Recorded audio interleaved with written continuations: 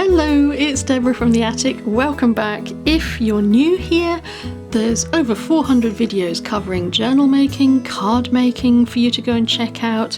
So please go and have a look at the playlist. And of course, if you're a returning visitor, welcome back. Today I want to show you two books I've been working with over the past few weeks. The first book is a bullet journal, a very, very simple bullet journal, but I've been using this to practice my line drawing and my sort of illustration style. My other book is a watercolour book, which I've been working on for several months, maybe 6 or 7 months. I haven't shown it to you before because I wanted to wait until I had a few things in there to share. So let me dive straight into this. So this is my journal, and I'm using it as a bullet journal and also an art journal. These are images and foliages images that I've practiced by using lots of video tutorials from Shayda Campbell. I will link to her YouTube channel below this video. She's very inspirational. She makes it very accessible. You can do this. You just take it a little step at a time. She guides you through, and she's very encouraging. And I very much appreciate her style. So this is what I've been doing. I've been trying to make sure that I draw frequently. I always used to draw all the time, and I got out of the way of doing it. And I really want to get back to doing my little drawings, my little illustrations, and I'm using a bullet journal to do this. Very, very simple bullet journal. This is my year across 2 pages. It captures birthdays, events, public holidays.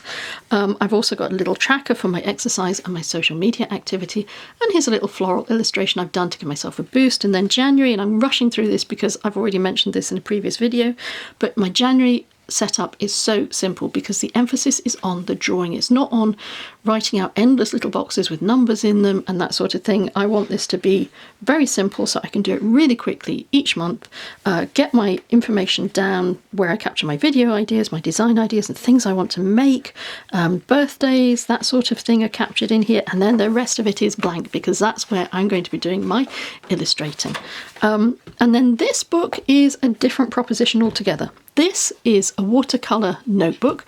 I made it myself. I was practicing this Coptic style of stitching on journals. I really like it very much, and the reason I wanted to practice that, not only because it looks beautiful, but because it means that when you open your book, your pages lie flat, and that's really important if you're doing watercolour, particularly because water moves around, it flows about, and you don't want it flowing all over the page and creating puddles where, if it did it on that page, it would form puddles on there. So maybe for this page, having said it lies flat, maybe for this page I need to use a clip just to keep it flat. So let me take you back to the beginning of this book, because this book is very much an experimental book, and I don't know about you, but whenever you start a new book, you start on page 1, you're scared to touch the page, you want it to be perfect.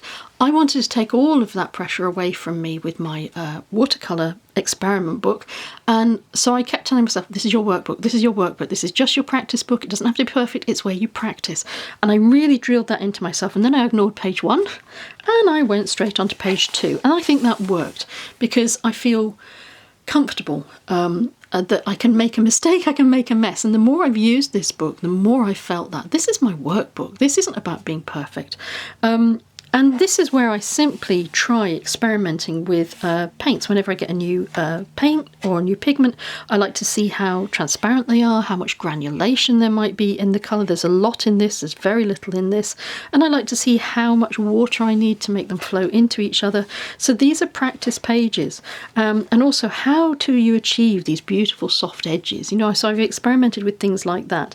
What I found is lay down clear water first and then drop colour into it for a soft edge. So I've made a note of how to achieve these things because I'm trying to educate myself about how to use watercolours, because I always love them, and I love working with them digitally, but physically it's yeah, there's a bit more of a challenge going on with them. So then these are just experiments with using colour combinations. I really like seeing how colours work together, and often I find I'm inspired more by colour than by form. So by that I mean I might look at these colours and think, wow, they're lovely, what can I do with those colours, rather than, oh, that's a nice leaf, how can I paint that leaf in a different colour? This is what will draw me in. Have a think about it. What draws you in? Is it colour or is it form? I like to experiment with those sorts of things, and so here I've tried using different colours from my palette to see what else I can make with them. Then I got on to doing some actual drawings, and this is a drawing from a holiday. It just rained the whole time we were there. This was in central France, and it chucked, and it was misty, and we were at the top of a mountain, and this is what we saw, basically nothing. So that doesn't look like anything on the page, but if I showed you a photograph side by side, you say, oh yeah, that's actually quite good, that's quite representative. And we were there on Bastille Day, although the French call it the 14th of July Day rather than Bastille Day. And again, here I'm experimenting with the colours to try and replicate the shades that I was looking at outside. And this was I got myself completely lost in this. When I look at this, I can remember that feeling of calm meditativeness, if that's a word, but just feeling really peaceful doing this and enjoying it and getting a lot out of it. For me, that was as good as doing a session of yoga. Then I did some more painting when we moved on to a different place. And then I was experimenting just with different things, with creating cubes of colour and then dropping in colour, or creating blocks by painting watercolour directly onto the page, or by painting solid colour at the top and then water in the bottom and just allowing the paint to bleed down, and then just filling in the cubes with any little doodles just for fun. This is also a place where I experiment with little cubes in unfamiliar colours. I'm really bad at using these hot colours. I struggle with them. They're not naturally where I lean to. I lean towards the cool pastel-y shades. So these are a challenge, and I wanted to try and understand them better. And then I was looking at a stone wall, and I was trying to replicate the colour of the stone. So these little exercises are quite good fun, because the more you do, the more you learn about the colours in your palette, because what I've found is that each paint will react quite differently to another paint. So it depends how much granulation is in there, how much transparency or opacity is in the paint, and it's great to have this as a reference to go back and see. And then I experimented with some different ways of using different colours and different forms, because, as I said, I'm more interested in the colour than the form. So this is quite a nice exercise to do. And then, again, trying with my my bright colours and struggling with my bright colours. I got some new paints, mostly bright colours, actually, as it turns out.